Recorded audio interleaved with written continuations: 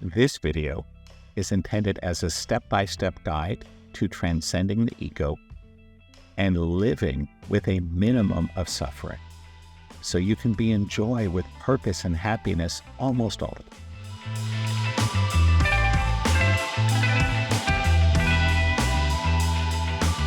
I am Brent Phillips. I'm the founder and creator of the Awakening Dynamic System of Energy Healing and Higher Consciousness. And this video is number 4 of 7 in our series on transcending the ego. And this is really part 2 of the last video. The last video, number 3 in the series, we talked about how to be in a healthy relationship to your ego in terms of understanding what you want in life and taking action to get it. And so if you need a refresher, go watch number 3 and come back here. This video is a little different. This video is how to be in a healthy relationship to the results. So let's say that you want to make more money. Cool, right? Lots of people do. Brent wants to make more money too. That's great. So you decide, I want more money. And then you decide, what am I going to do to get it? That's what we talked about last time. So maybe you're going to go and invest in a company by buying stock. Okay. Now, fast forward a year, 2 years, 5 years, how are you going to feel about the results? If the stock went up a lot, you're going to feel good. Yay, I'm successful. My life is good. If it went down, you're going to feel like a loser. Oh God, it was a mistake. This is terrible. So that's a very simple example. But this is really key. This is one of the absolutely most important points to have a better life, is to recognize that if you're only happy when things go the way you want from your ego, you're going to be miserable most of the time. Why? It's simple. The whole rest of the universe, the other 8 billion people on this planet, are generally not cooperating with that, right? And so I want to offer to you the way we get into that healthy relationship. That in the last video, I talked about transcending the ego. It would be like if you go to watch a baseball game, if you can only be happy when your team wins, you're living at the effect of the ego. The ego has said, I want to win. If we win, it's good. If you go out to the game and your team loses, it's terrible. You wasted your money. You wasted your time. Oh God, what a mistake, right? I'm exaggerating a little bit, but that's what happens when you live from the ego, when you let it drive. Is it controls whether you're happy or unhappy, whether you feel good or bad. And you have very little influence over that. So this next thing I'm going to tell you will probably annoy you. You may disagree. You might even get angry. But I'm going to explain it thoroughly. Here's one of the secrets to transcending the ego, to higher consciousness, to an amazing life. It's this. We must recognize and accept that we don't know from our ego what's actually best for us in our lives. In other words, we all tend to think that we know exactly how things should be for us to have a good life, at least in the short term. Most of us think, I need more money, I need to be in good health, or have an attractive partner, or meaningful work, or being of service, or whatever your thing is. And we think, I can only feel successful and good if the results match up with what I want. And so here's the thing I want to look at. Where did that idea of a good life for you come from? Did that come from your soul? Is that your divine purpose? That you have to live in a big fancy house in order to be successful? No. In case you didn't know, the soul, for the most part, that divine part of you, doesn't care at all where you live or how much your house costs or how much money is in your bank. What it's focused on is your experience of it. I want to pull back to the roller coaster metaphor that we used in, I think, video number 2. What we said was that if you let your ego drive, if you let it run your life, you will only feel good when the roller coaster is going up. And you feel bad when the roller coaster goes down. But here's the crazy thing. You get on and off the roller coaster at exactly the same place. If you go up, you must come an equal amount down. If you go down, you must come an equal amount up. why ride the roller coaster? You're not actually going anywhere, right? Because the spot where you get on and the spot where you get off is exactly the same place. The reason you go on the roller coaster is for the experience. It's that simple. So your soul, your divine purpose is about the experience. And so if it's going to want to feel good about how much money you make, it's not about how much money. It's about how you feel about it, right? That's the purpose. And so we all have these ideas in our head of what it takes to have a good life. And it's usually some combination of I have to have a lot of money, I have to have good health, and I have to be loved. And those are all great things. Brent wants all those things too, right? But the question is this: where did that come from? It's not your soul. It's not your divine purpose. It's brainwashing. And so it's your parents, it's your childhood teachers, it's the media, advertising, the government, all these things. That's who decided what you want in your life, not you. And this is a huge, huge point. All these things you think you want, the reason that they're not actually the things that would be the best for you is because it wasn't you or God or the divine that came up with it. It was someone else. Again, your parents, your teachers, the government, the media, right? I'll give you a concrete example. When I was growing up and as a young man, I thought to be successful, I needed to make millions of dollars at a young age and buy a big fancy house in an expensive neighborhood. To me, that was the mark of success. But that didn't happen. And what I found over the years was that I didn't really want that. That wouldn't really fit me. It was brainwashing. And so, did your parents or your teachers or a bunch of advertisers in New York City, do you think they really know what's best for your life? Of course not. But that's where most of your desires came from. It's not your fault. Not at all. Brent's the same. We're all that way. I remember when I was in college, when I was a freshman, I was hanging out with some guys in my dorm. We're drinking beers, BSing on a Friday night. And we're all talking about all these amazing things we're going to do and have once we graduate and have a big career and make lots of money. Typical drunk talk, right? And I remember we went around the room, oh man, I'm going to buy a big house and a Ferrari and date a model or whatever it was, right? And I remember one of the upperclassmen, his name was Tamal. If you're out there, say hello, Tamal. You may remember me. He looked at me and said, Brent, it's really sad that everything you want is something you saw advertised on TV. And I was annoyed. I'm like, what's wrong with you, man? I almost wanted to go punch him. But he was right. This is why you don't want the ego to drive. This is why all those things you think you want in your life, there's nothing wrong with wanting them or going for it. That's healthy. But the reason they're not always best for you is it wasn't you really that decided that.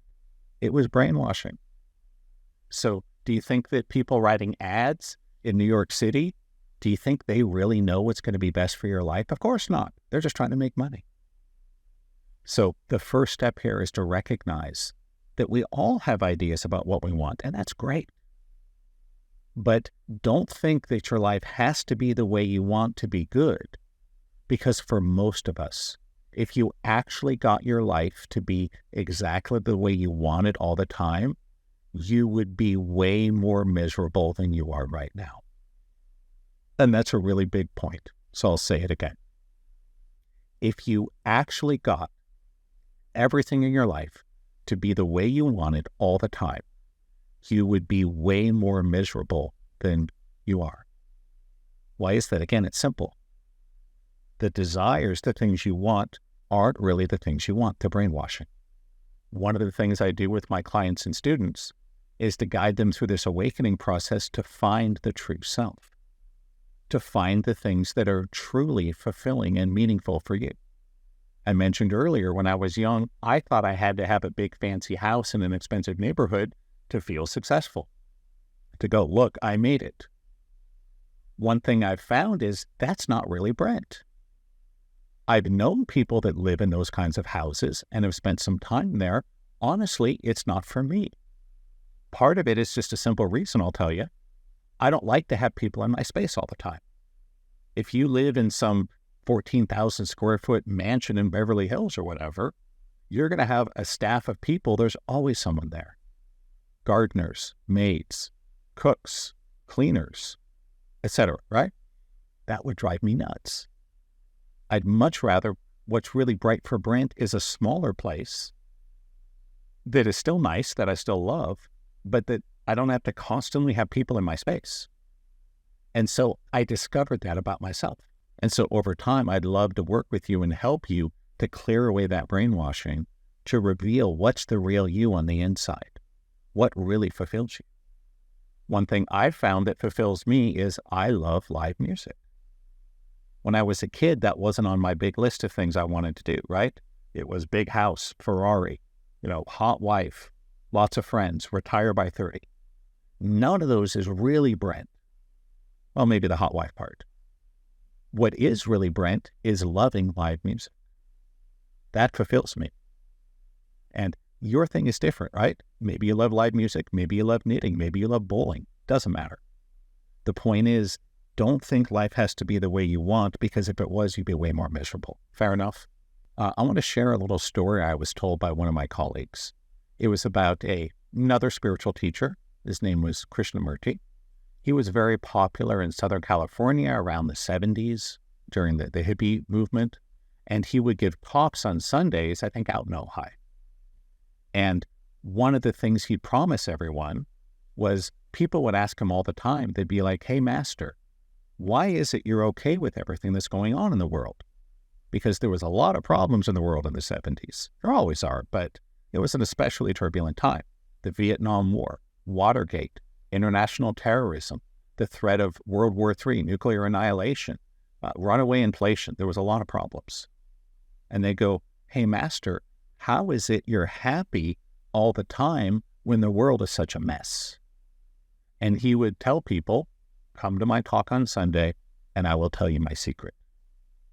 And so at the end of his talks, he would reveal his secret.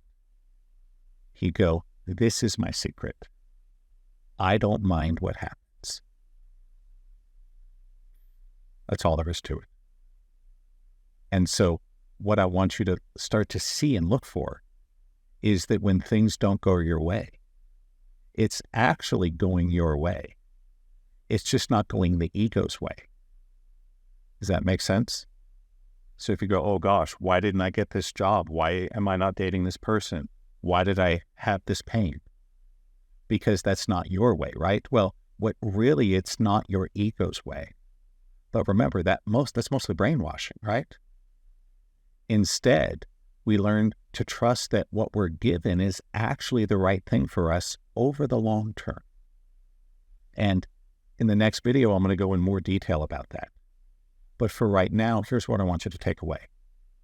That the hardest part of all of this is releasing our attachment to my life has to have this or that happen or not happen for us to be happy, to have a good life, to feel successful. That's arbitrary brainwashing. If you really want to have a good life, you need to clear that out and let the real you emerge. And trust that when things don't go your way in the short term, they're actually going your way in the long term. And so just to give a simple example of how this might happen, I remember there was one time maybe 5-7 years ago when there was a LA Kings playoff hockey game the same night as an Iron Maiden concert. And I'm like, oh man, I have to pick one, right? I chose to go see Iron Maiden for a simple reason. That when you go to watch sports, your team wins half the time and they lose half the time. But every time you go to see Iron Maiden always wins. In other words, we're not insisting on a particular result. We go to the concert for the experience of going to the concert. Now, I'm not saying you can't do that with sports. I'm just saying it's harder. If you can go to the game and still have a great experience, whether or not you win or lose, because you love to eat popcorn and drink beer and watch hockey, then you win. That's how we do it.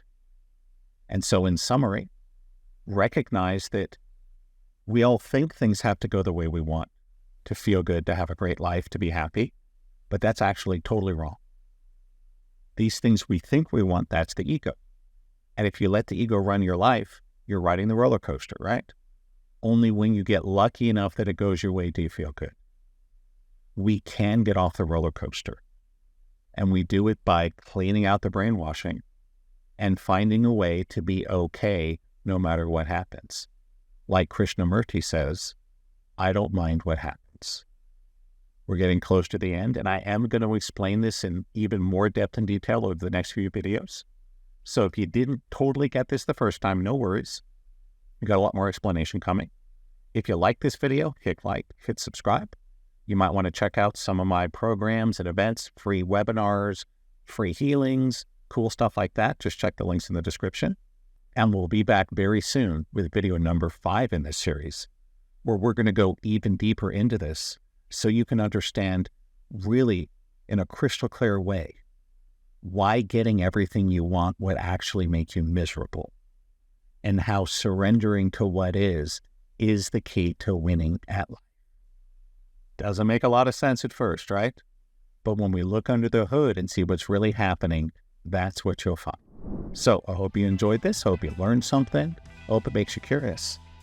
I'm Brent Michael Phillips, signing off for right now. I'll see you soon for video number 5. Until then, please take care and namaste.